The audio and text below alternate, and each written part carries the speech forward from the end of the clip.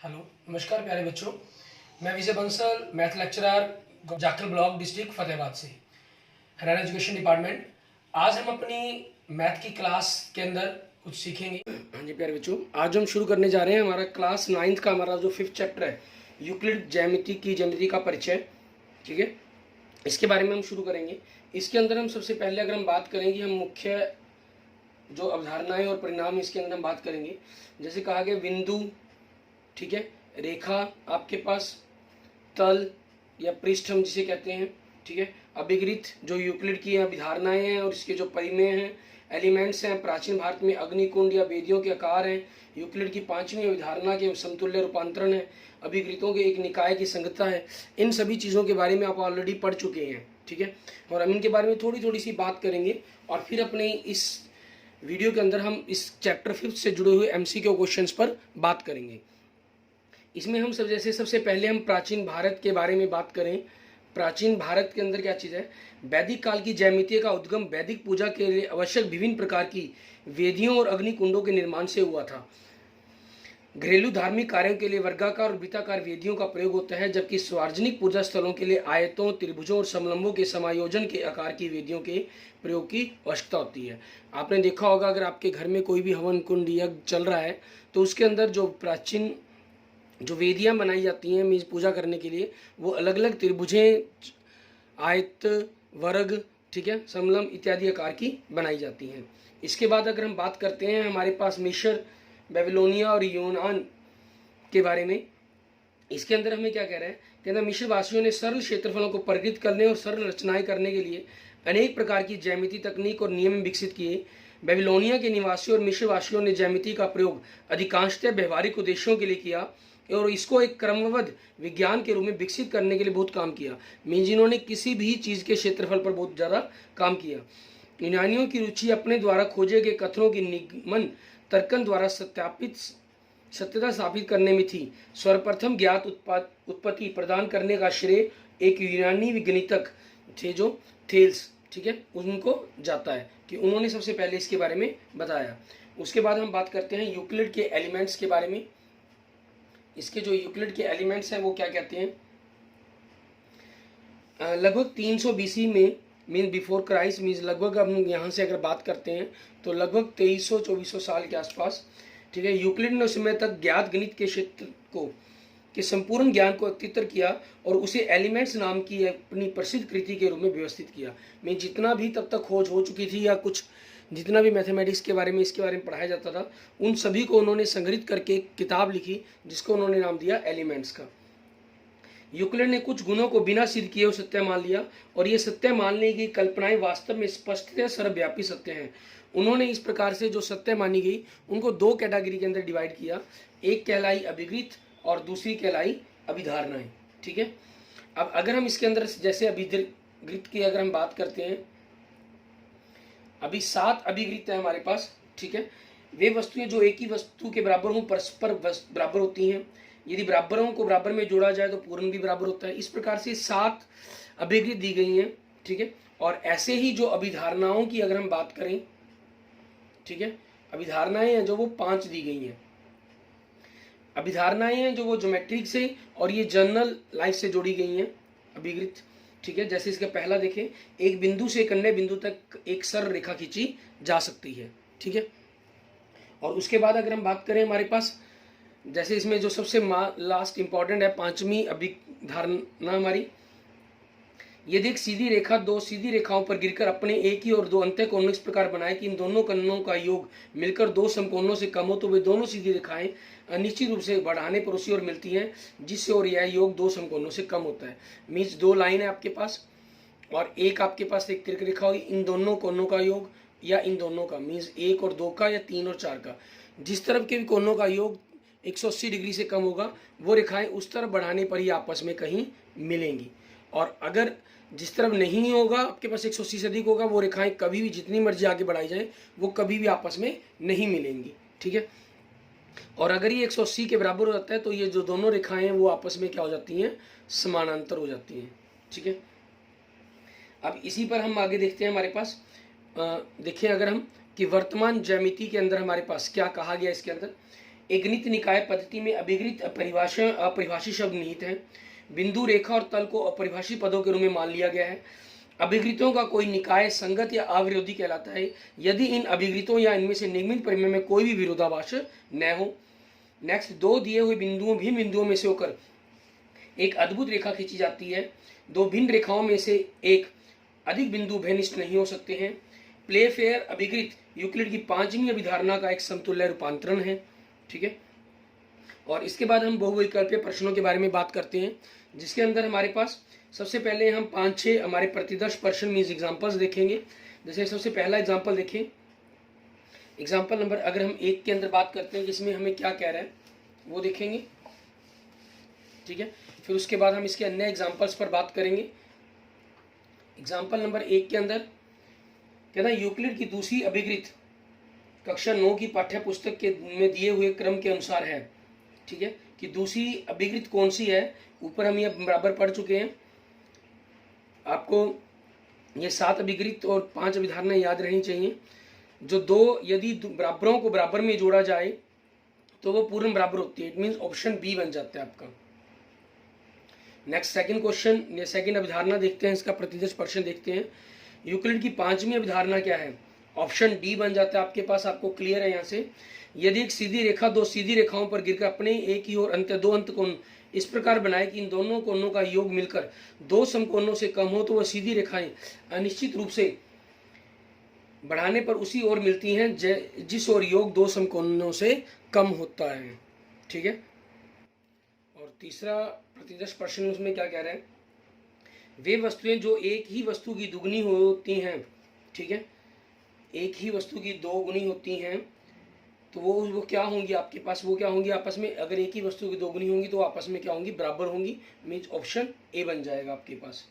ठीक है, क्योंकि ये आपके पास जो अगर हम बात करें तो जो अभिगृत 6 है उसके अकॉर्डिंग ये बनता है हमारे पास। नेक्स्ट फोर्थ में क्या करें, अभिगृत ऐसी कल्पनाएं हैं जो गणित की सभी शाखाओं में सर्वव्यापी सत्य हैं, विशिष्ट रूप से ज्यामिति से संबंधित सर्वव्यापी तथ्य हैं, परिमेय हैं, परिभाषाएं हैं। ए, अभिगृत जो है वो हमेशा क्या है, गणित की सभी शाखाओं से संबंधित है। 5वां हमारे पास क्या है, जॉन की आयु अब मोहन की आयु के बराबर है। राम की आयु वही है जो मोहन की आयु है। यूक्लिड की वह अभिगृत बताएं जो जॉन और राम की आयु में संबंध स्थापित करती है। ठीक है, जो ये बताती है कि आपके पास अगर एक वस्तु दूसरी के बराबर है, दूसरी तीसरी के बराबर है तो आपस में बराबर होंगी। ये बताती है आपकी पहली अभिगृत। ठीक है, जिसमें कहा गया है कि वे वस्तुएं जो एक ही वस्तु के बराबर हों परस्पर आपस में बराबर होती हैं। यहाँ आयु की बात कर दी गई है तो इसलिए आयु के संबंध में हम कह देंगे। और छठा प्रतिदर्श प्रश्न क्या कहता है, यदि एक सीधी रेखा दो सीधी रेखाओं पर गिरकर अपने एक ही और दो अंत कोण इस प्रकार बनाए कि दोनों कोणों का योग 120 डिग्री हो तो दोनों सीधी रेखाएं अनिश्चित रूप से बढ़ाने पर उस ओर मिलेंगी जहां कोणों का योग, ठीक है, 120 से कम है, 120 से अधिक है, 120 के बराबर है, 180 से अधिक है। अब इस क्वेश्चन में देखिए, थोड़ा सा क्वेश्चन को घुमाया गया और कुछ नहीं है। आपको इन्होंने कहा कि दो रेखाएं हैं, ठीक है, एक तिरक रेखा काट रही है और इसके दो एक ही तरफ के अंत कोण जैसे 1 और 2 हैं, इनका जो जोड़ बन रहा है वो 120 डिग्री बन रहा है। ठीक है, तो ये रेखाएं किस तरह मिलेंगी, इस तरह मिलेंगी जिस तरफ जो कोण का योग है वो 180 डिग्री से कम है, 120 डिग्री है, या दूसरी तरफ जहाँ 120 से अधिक है। तो हमने जो जनरल हमारी जो अभिधारणा है 5 वो 180 के बारे में कहती है, मीन जिस तरफ कोण 180 डिग्री से कम होगा। यहाँ क्योंकि 120 डिग्री कहा गया तो इट मीन्स ये वहाँ मिलेंगी जहाँ 120 डिग्री से कम होगा। पहले चौथा ऑप्शन देखिए, 180 डिग्री से अधिक, ये तो हो ही नहीं सकता आपके पास। ठीक है, डी ऑप्शन तो आपका कैंसिल हो जाता है। और ए बी सी की अगर हम बात करते हैं, ए में कह रहा है 120 डिग्री से कम, इन दोनों का योग 120, क्योंकि एक तरफ 120 है तो दूसरी तरफ 240 डिग्री बनेगा, क्योंकि रेखीय युग्म बनने हैं इन्होंने। ठीक है, तो 240 बनना, 120 से कम तो होगा ही नहीं, 120 से अधिक मीन्स दूसरी तरफ मिले नहीं। जहाँ 120 के बराबर है, मतलब जिस तरफ एक दोनों का जोड़ 120 बन रहा है, ये उस तरफ ही बढ़ जाकर आगे मिलेंगी।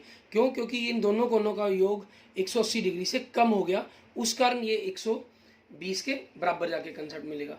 मीन्स इसका आंसर जो बन जाएगा ऑप्शन सी आपके पास इस क्वेश्चन का आंसर हो जाएगा। क्लियर? इसके बाद आगे हम देखते हैं, ये हमारे कुछ प्रतिदर्श प्रश्न थे। आगे हम कुछ एक्सरसाइज से जुड़े हुए प्रश्न देखेंगे हमारे पास, क्योंकि हम मैथ एग्जाम्पलर की जो बुक है, ठीक है, प्रश्न प्रदर्शिका, उसके क्वेश्चनों को कर रहे हैं। अब इसका पहला क्वेश्चन देखें, इसमें हमें क्या कह रहा है, ठोसों से बिंदुओं तक 3 चरण है। क्या हमें कह रहा है, ठोसों से बिंदुओं तक 3 चरण है। वो 3 चरण कौन से हैं वो बताने हैं। ठोस आकृति, जैसे मान लीजिए पेन, इसका पृष्ठ बनेगा, मीन्स मैं इसकी शेप बना सकता हूँ इस पर, ठीक है। फिर वो पृष्ठ आपके पास रेखाओं से बना, ठीक है, और रेखाओं से क्या होगा, बिंदु बनेंगे आपके पास, ठीक है। तो इट मीन्स आपका जो ऑप्शन बन जाता है पहला ही इसके क्वेश्चन का आंसर बन जाता है आपके लिए, ठीक है। नेक्स्ट क्वेश्चन देखें, एक ठोस की विमाओं की संख्या, एक ठोस में कह रहे हैं आपको विमाओं की संख्या कितनी होगी। जनरल हम जो मान के चलते हैं 3 विमाओं के बारे में हम बात करते हैं, 3 डायमेंशंस, ठीक है, मीन सी ऑप्शन हो जाएगा। इसकी लंबाई, चौड़ाई और ऊंचाई मानते हैं हम, ठीक है। आपके पास 4 डायमेंशनल आकृतियों के बारे में हमने बात नहीं करनी, हम जो जनरल जो भी ठोस आकृति लेंगे उसकी 3 विमाएं ही मानेंगी। एक पृष्ठ की विमाओं की संख्या, मीन जो एक पेज है आपके पास उसके अंदर विमाओं की संख्या कितनी होती है, 2 होती है, मीन्स ऑप्शन बी बन जाएगा आपका आंसर। एक बिंदु की विमाओं की संख्या, बिंदु में आपके पास अगर हम बात करें, ठीक है, कोई भी विमा नहीं होती, ठीक है, ना लंबाई ना चौड़ाई ना ऊंचाई, इस प्रकार से माना था उसको, तो इसमें विमाओं की जो संख्या बन जाती है वो क्या होती है, 0, मीन्स आपका ऑप्शन क्या बन जाएगा, ए बन जाएगा। इसमें 2 थी, इसमें आपके पास 3 थी। एंड नेक्स्ट देखिए, आपके पास यूक्लिड ने अपनी प्रसिद्ध कृति एलिमेंट्स को निम्नलिखित में विभाजित किया, उसने कितने अध्याय बनाए उसके, ठीक है, जो यूक्लिड ने किताब लिखी उसने उसके 13 अध्याय लिखे, मीन्स ए ऑप्शन आपके पास 13 अध्याय। एंड नेक्स्ट देखें, छठा क्वेश्चन आपके पास, इसमें हमें क्या कह रहे हैं, एलिमेंट्स में साध्यों की संख्या, कुल संख्या कितनी है, कितने साध्य उसके अंदर बताए गए, 465, मीन्स ए ऑप्शन आपके पास। एंड 7th क्वेश्चन देखिए हम, ठोसों की परिसीमाएं कितनी हैं, ठीक है, ठोसों की परिसीमाएं हैं वो बतानी है आपको। पृष्ठ है, वक्र है, रेखाएं हैं या बिंदु हैं आपके पास। जो ठोस की परिसीमाएं हैं मतलब वो पृष्ठ होती हैं, मीन्स वो पृष्ठों को जोड़कर आकृति तैयार होती है आपके पास, ठीक है। पृष्ठों की परिसीमाएं क्या है, मीन पृष्ठ किससे तैयार होते हैं आपके पास, अगर हम देखा जाए, ठीक है, पृष्ठ आपके पास क्या हो सकते हैं, अगर हम देखें तो वो वक्र भी हो सकते हैं आपके पास, वो रेखाओं से मिलकर भी बन सकते हैं, लेकिन रेखाओं से आपके पास से पहले वो एक वक्र, क्योंकि सीधी रेखा कोई भी किसी भी एक बड़ी वक्र का ही एक भाग कहलाती है, ठीक है, इसलिए इसका आंसर क्या बन जाएगा आपका, वक्र, ठीक है। एंड 9th क्वेश्चन देखते हैं हम, आपके पास सिंधु घाटी सभ्यता लगभग 300 BC में निर्माण कार्य में प्रयुक्त ईंटों की विमाओं का अनुपात था, ठीक है, क्या अनुपात रखकर मतलब कि ईंटें बनाई जाती थी, उस समय जो अनुपात रखकर ईंटों को तैयार किया जाता था, तो वो विमाओं का अनुपात क्या था आपका, बी ऑप्शन, मीन 4:2:1 आपके पास, ठीक है, ये उसके अनुपात को रखा जाता था। एंड क्वेश्चन नंबर 10 पर अगर हम बात करते हैं, पिरामिड एक ठोस आकृति है जिसका आधार होता है, कि उसका जो आधार है वो किस प्रकार का होगा, केवल त्रिभुज होगा, केवल वर्ग होगा, केवल आयत होगा, कोई भी बहुभुज होगी, ठीक है, वो बतानी है। आपकी पिरामिड की जो ठोस आकृति है उसका आधार कैसी भी किसी भी प्रकार की बहुभुज हो सकती है, मीन्स ऑप्शन डी बनेगा आपके लिए, ठीक है। उसके बाद देखते हैं हम, हमारे पास हमारा नेक्स्ट क्वेश्चन नंबर 11, उसके अंदर हमें क्या कह रहा है करने के लिए। क्वेश्चन नंबर 11 में कह रहा है एक पिरामिड के पार्श्व फलक होते हैं, ठीक है, कि जो एक पिरामिड है उसके जो पार्श्व फलक है उनकी आकृति कैसी होती है, ठीक है। एक पिरामिड का आधार जैसा मर्जी होता है, लेकिन पिरामिड के एक बिंदु पर जाकर मिलना होता है, तो इसीलिए जो उसके पार्श्व फलक है वो हमेशा त्रिभुज आकार के होते हैं, मीन्स ऑप्शन ए बन जाएगा आपके पास आपके क्वेश्चन का आंसर।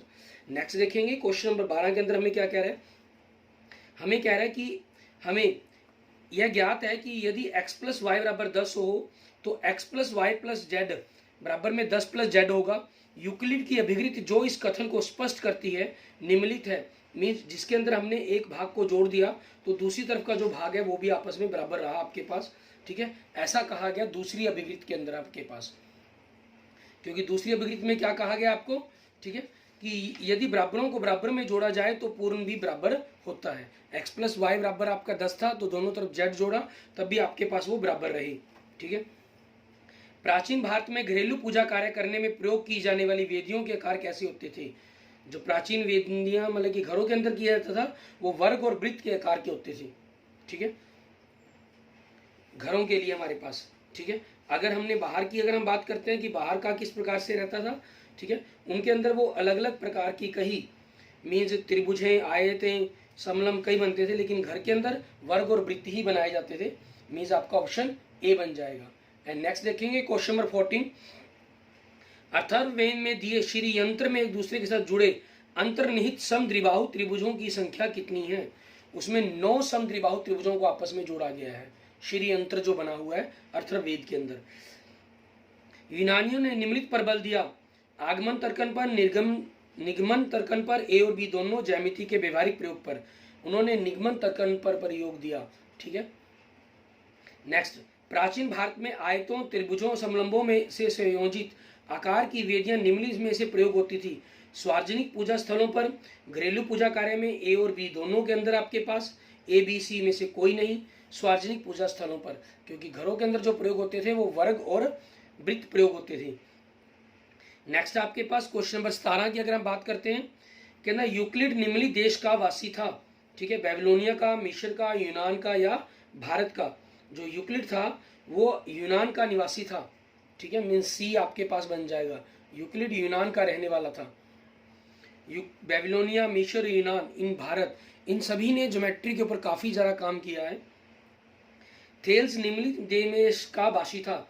ठीक है, जो थेल्स था अभी हमने बात की थी उसके अंदर, कि जिसके अंदर हमने बताया था कि थेल्स वो व्यक्ति था, पहला व्यक्ति जिसने सभी इन गुणों को, इन सभी बातों को अपनी एक किताब के अंदर, ठीक है, हम क्या कहें कि सर्वप्रथम जो प्रूफ दिन, सॉरी किताब में तो यूक्लिड ने लिखा, और लेकिन सर्वप्रथम जो प्रूफ थ्योरम प्रूफ दिया, ठीक है, वो यूक्लिड ने दिया था। उसके अंदर हमने इसके बारे में बात की थी। ये क्या था, एक यूनानी वासी था। ठीक है, अब यूनान इसके अंदर ऑप्शन कौन सा है आपका? सी। ठीक है, एंड नेक्स्ट देखेंगे क्वेश्चन नंबर 19। पाइथागोरस एक विद्यार्थी था। पाइथागोरस किसका विद्यार्थी था? थेल्स का। ठीक है, पाइथागोरस किसका विद्यार्थी था? थेल्स का। एंड नेक्स्ट देखेंगे, निम्नलिखित में से किसको उत्पत्ति की आवश्यकता है? प्रमेय को, अभिगृत को, परिभाषा को, अभिधारणा को? ठीक है, आपको अब इसमें देखें, अभिगृत और अभिधारणा वो होती हैं जो अपने आप में सर्व सत्य मानी जाती हैं, जिनको हम सत्य प्रूफ नहीं करते, उनको सत्य माना जाता है। ठीक है, वो आपकी अभिगृत और अभिधारणाएं कहलाती हैं। परिभाषा किसी के बारे में जानकारी देती है, तो जो परिमेय है उसको प्रूफ की आवश्यकता होती है। तो 20वें क्वेश्चन का क्या आंसर बन जाएगा? A option. नेक्स्ट, यूक्लिड के कथन सभी समकोण एक दूसरे के बराबर होते हैं निम्नलिखित रूप में दिया गया है। एक अभिगृत के रूप में, एक परिभाषा के रूप में दिया गया है, एक अभिधारणा के रूप में दिया गया है, एक उत्पत्ति के रूप में दिया गया है। ठीक है, समकोण एक दूसरे के बराबर होते हैं, ये एक अभिधारणा के रूप में दिया गया है, और ये चौथी अभिधारणा है आपकी। मीन्स अभिधारणा किसमें लिख रहे हैं? सी ऑप्शन के अंदर, तो सी ऑप्शन बन जाएगा। और अगर ये पूछा जाए कि कौन सी अभिधारणा है, तो ये चौथी अभिधारणा है इसकी। नेक्स्ट देखेंगे 22वां क्वेश्चन, इसमें क्या कह रहे हैं? रेखाएं समानांतर होती हैं यदि वे प्रतिच्छेद नहीं करती का कथन निम्नलिखित रूप में दिया गया है। किस रूप में दिया गया है वो बताना है हमें। ठीक है, एक अभिगृत के रूप में, एक परिभाषा के रूप में, एक अभिधारणा के रूप में, एक उत्पत्ति के रूप में। रेखाएं समानांतर होती हैं और वे प्रतिच्छेद नहीं करती, ये एक परिभाषा दी गई है। ठीक है, तो इसका आंसर क्या बन जाएगा आपके लिए? Option B. ठीक है, ये आपके क्वेश्चंस का आंसर हो जाएगा। एंड नेक्स्ट देखेंगे, इसके बाद हम कुछ सत्य और असत्य क्वेश्चंस के बारे में बात करेंगे। ठीक है, जैसे हम देखते हैं हमारे पास नीचे ही दिया गया तरह के साथ कहता स्पिक्स उत्तरीय प्रश्न दीजिए। सबसे पहला प्रतिदर्श प्रश्न दे रहा है, इसके अंदर सत्य असत्य के बारे में ही बताना है। निम्नलिखित कथन सत्य है या असत्य लिखिए, अपने उत्तर का औचित्य भी दीजिए। अब इसके अंदर देखें आपको 6 हमें दिए गए हैं। जैसे सबसे पहला इसके भाग अगर हम देखें, 6 भाग दे रहा है ये, तो उनके बारे में बताना है कि सत्य और सत्य कौन से होंगे और कौन से आपके सत्य होंगे। पिरामिड एक ठोस आकृति है जिसका आधार एक त्रिभुज है, एक वर्ग है या कोई भी बहुभुज होता है तथा इसके फार्शक समबाहु त्रिभुज होते हैं जो ऊपर एक बिंदु पर मिलते हैं। ठीक है, ये आपके पास सारी बात सत्य हो जाती अगर ये जो इसके फलक है इनको समबाहु त्रिभुज ना कहता। पिरामिड के जो फार्श फलक है वो त्रिभुज होते हैं, इनका समबाहु त्रिभुज होना आवश्यक नहीं है। ठीक है, ये कोई जरूरी नहीं है कि ये समबाहु त्रिभुज होंगे। ठीक है, इस कारण यहाँ पर ये गलती हो जाती है, ये असत्य हो गया। नेक्स्ट देखें, वैदिक काल में वर्गाकार वृत्ताकार वेदियां घरेलू पूजा के कार्यों में प्रयोग की जाती थी, जबकि सार्वजनिक पूजा स्थलों में ऐसी वेदियां प्रयोग की जाती थी जिनका आकार आयतों, त्रिभुजों और समलंबों के समायोजन होता था। सत्य है आपके पास ये। नेक्स्ट देखेंगे ज्यामिति में हम बिंदु, रेखा और तल को अपरिभाषित पद मानते हैं। सत्य, ठीक है। एक बिंदु, एक रेखा और एक तल को परिभाषित करने के लिए हमें अनेक अन्य वस्तुओं को परिभाषित करने की आवश्यकता होती है, जिससे परिभाषाओं की एक लंबी श्रृंखला प्राप्त होती है जिसका कोई अंत नहीं है। इन्हीं कारणवश हम क्या करते हैं, जो गणितज्ञ है, मैथमेटिशियन है, उन्होंने ज्यामिति पदों को अपरिभाषित मानने के लिए सहमत हो गए, जिसके अंदर हम बात करें बिंदु, रेखा और तल आ जाते हैं आपके पास। जिसमें बिंदु सबसे पहला आधार माना गया है अपरिभाषित के अंदर। नेक्स्ट, यदि एक त्रिभुज का क्षेत्रफल एक आयत के क्षेत्रफल के बराबर है और आयत का क्षेत्रफल एक वर्ग के क्षेत्रफल के बराबर है, तो त्रिभुज का क्षेत्रफल वर्ग के क्षेत्रफल के बराबर होगा। बिल्कुल सत्य है, ठीक है। और ये आपकी दूसरी अभिवृत्ति बन जाती है, यदि पहली अभिवृत्ति, वे वस्तुएं जो एक ही वस्तु के बराबर हों परस्पर बराबर होती हैं, ठीक है। पांचवा आपके पास यूक्लिड की चौथी अभिवृत्ति कहती है कि प्रत्येक वस्तु स्वयं के बराबर होती है। अभिवृत्ति कहती है, ठीक है।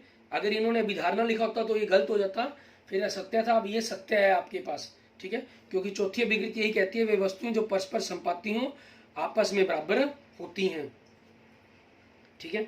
एंड नेक्स्ट आपके पास छठा, यूक्लिड ज्यामिति केवल समतल में स्थित आकृतियों के लिए मान्य है। यूक्लिड ज्यामिति केवल समतल तल में स्थित आकृतियों के लिए मान्य है। सत्य, यह वक्रीय पृष्ठों पर कार्य नहीं करती। उदाहरणतः वक्रीय पृष्ठों पर त्रिभुजों के कोणों का योग 180 डिग्री से अधिक हो सकता है। आप वॉल पर अगर 3 बिंदु लेंगे तो उस पर इस प्रकार से कोई आकृति बन सकती है आपके पास, ठीक है। अगर हम अंडाकार आकृति के ऊपर 3 बिंदु लेंगे तो हो सकता है उसके अंदर इस प्रकार की कोई आकृति बन जाए। तो जो कोणों का योग है वो आपके पास 180 डिग्री से अधिक या 180 डिग्री से कम हो जाता है। तो ये जितनी भी बातें की गई हैं वो सारी की सारी यूक्लिड के अंदर सिर्फ और सिर्फ तल पर आधारित की गई हैं, पृष्ठ पर आधारित बातें की गई हैं, ठीक है। समतल तल पर आकृति के बारे में बातें की गई हैं। अब इन्हीं पर बेस्ड हम अपने आगे देखते हैं हमारे पास नेक्स्ट कुछ क्वेश्चंस, जिनके अंदर हम सत्य असत्य के बारे में ही जानेंगे। इसके अंदर आपके पास जो भाग दिए गए हैं वो 9 भाग दिए गए हैं लगभग हमें, ठीक है। आप इनको 9 भाग कह सकते हैं या 9 प्रश्न के रूप में भी कह सकते हैं। मीन्स 1 2 3 4 5 6 7 8 और 9 आपके पास। पहले भाग में क्या कह रहा है, हमें कह रहा है निम्नलिखित कथन सत्य है या असत्य लिखिए और अपने उत्तर का औचित्य भी दीजिए। सबसे पहले कह रहा है यूक्लिड ज्यामिति केवल वक्र पृष्ठों के लिए मान्य है। असत्य, यह केवल तल में बनी आकृतियों के लिए मान्य है, केवल ज्यामिति वक्र पृष्ठों के लिए नहीं। नेक्स्ट, ठोसों की परिसीमाएं वक्र होती हैं। असत्य, जो ठोस होते हैं उनकी जो परिसीमाएं हैं वो पृष्ठ होती हैं। एक पृष्ठ के किनारे वक्र होते हैं। असत्य, एक पृष्ठ के जो किनारे होते हैं, ठीक है, इन्होंने कहा वक्र होते हैं, नहीं, पृष्ठ के जो किनारे होते हैं वो रेखाएं होती हैं। वो रेखा किसी एक वक्र का भाग है लेकिन एक्चुअल में वो रेखाएं हैं आपकी। नेक्स्ट, वस्तुएं जो एक ही वस्तु की दुगनी हो परस्पर बराबर होती हैं, ठीक है, बिल्कुल सही, सत्य है ये आपके पास, ठीक है। और ये आपकी एक यूक्लिड की अभिवृत्ति है। और यूक्लिड की कौन सी अभिवृत्ति है आपके पास, क्या कह रहा है कि वस्तुएं जो एक ही वस्तु की दुगनी हो परस्पर बराबर होती हैं। और दुगनी वाला जो कंसेप्ट है अभिवृत्ति छठा दिया गया आपको, ठीक है, मीन्स यूक्लिड की 6th अभिवृत्ति बन जाती है ये आपकी। नेक्स्ट अगर हम बात करें 5वां, यदि एक राशि b एक अन्य राशि a का एक भाग है तो a और b और एक अन्य राशि c के योग के रूप में लिखा जा सकता है, ठीक है। हम इसको सत्य कह सकते हैं क्योंकि उन दोनों के भाग को हम किसी तीसरे का भाग, दोनों के भाग का योग है जो वो तीसरे का भाग बन सकता है, ठीक है। ये उनके जो भाग हैं वो पॉसिबल है हमारे पास। क्लियर, ये भी आपकी एक अभिवृत्ति बनती है। इसके बाद देखते हैं हम नेक्स्ट, वे कथन जिन्हें सिद्ध किया जाता है अभिवृत्ति कहलाती हैं। असत्य, जो कथनों को हम सिद्ध कर सकते हैं उनको हम परिमेय कहते हैं, जिनको हम सिद्ध नहीं कर पाए हैं उनको ही हम अभिवृत्ति या अभिधारणाएं कहते हैं। अभिधारणाएं जो हमारे पास अभिवृत्त हैं वो आपके मैथमेटिक्स की किसी भी ब्रांच से जुड़ी हुई हैं, और जो अभिधारणाएं हैं वो जो आपकी ज्योमेट्री से जुड़ी हुई हैं। 7वां भाग अगर हम देखें इसका, कथन प्रत्येक रेखा L और उस पर स्थित प्रत्येक बिंदु P के लिए एक अद्वितीय रेखा का अस्तव हो जो P से होकर जाती है और L के समानांतर है, प्ले फेयर अभिवृत्त कहलाता है आपका कहता, ठीक है, उसको हम कहता प्ले फेयर अभिवृत्त कहते हैं। तो आपके पास ही बताना है हमारे पास सत्य है या सत्य है। ये बिल्कुल सत्य है, क्योंकि ये आपकी यूक्लिड की 5वीं विधारणा का ही एक बदला हुआ रूप है आपके पास, ठीक है। नेक्स्ट आपके पास, दो भिन्न प्रतिच्छेदी रेखाएं एक ही रेखा के समानांतर नहीं हो सकती। दो भिन्न प्रतिच्छेदी रेखाएं कहना एक ही रेखा के समानांतर, बिल्कुल सही, सत्य है आपके पास। यह यूक्लिड की 5वीं विधारणा का एक रूपांतरण है आपके पास। नेक्स्ट आपके पास देखेंगे 9वां भाग, यूक्लिड की 5वीं विधारणा को अन्य विधारणाओं और विकृतों का प्रयोग करते हुए सिद्ध करने के प्रयासों के फलस्वरूप अन्य अनेक ज्यामितियों की खोज हुई। सत्य, ठीक है। ये जितनी भी ज्यामितियां हैं ये ज्यामितियां यूक्लिड ज्यामितियों से भिन्न हैं, जो इनके सत्य और असत्य के बारे में बताती हैं और उनके दिए गए यूक्लिड के दिए गए कंसेप्टों को अपने हिसाब से, ठीक है, सही गलत करते हुए मॉडिफाई करवाती हैं। Clear? Okay, thank you friends, thank you students. अगर आपको मेरी वीडियो अच्छी लगी तो इसको लाइक करें, अपने दोस्तों मित्रों से इसको जरूर शेयर करें। अन्य किसी भी प्रकार की प्रॉब्लम के लिए आप मुझे मैसेज कर सकते हैं, कमेंट कर सकते हैं। और अगर आपको इसमें कोई भी प्रॉब्लम आए, किसी भी प्रकार की दिक्कत आए, तो आप उसके लिए मुझे मैसेज कर सकते हैं, ठीक है। और अगर आपने अभी तक मेरा यूट्यूब चैनल विजय जाखल बंसल मैथ को नहीं सब्सक्राइब किया है तो please subscribe my YouTube channel Vijay Jakhal Bansal math. Okay, thank you friends, thank you students.